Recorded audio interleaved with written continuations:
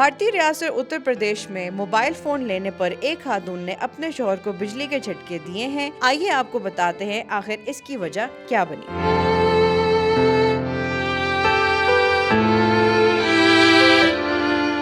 NDTV के मुताबिक police ने कहा है कि खातून के शौहर ने दावा किया कि वो मोबाइल फोन पर ज्यादा वक्त गुजार रही थी। 33 साल खातून ने बिजली के झटके देने से कबल अपने शौहर को बेहोश किया और उनको बिस्तर से बांधा। पुलिस के मुताबिक जब उनके 14 साल बेटे ने अपने वालिद को बचाने की कोशिश की तो खातून ने इसको भी मारा पीटा। हुकाम के मुताबिक खातून के शौहर प्रदीप सिंह सिपाही मेडिकल कॉलेज में जेरे इलाज हैं। प्रदीप सिंह के बेबी यादव से 2007 में शादी हुई थी। वाक़े के बाद खातून फरार हैं। पुलिस को शिकायत में प्रदीप सिंह ने इल्जाम लगाया कि उनकी अहलिया रोजाना किसी से टेलीफोन पर बातें करती थी। मैंने इसके खानदान को शिकायत की और उनकी दरख्वास्त पर फोन लिया, जिस पर उसको गुस्सा था और उसने मुझे और बेटे को मारने की कोशिश की।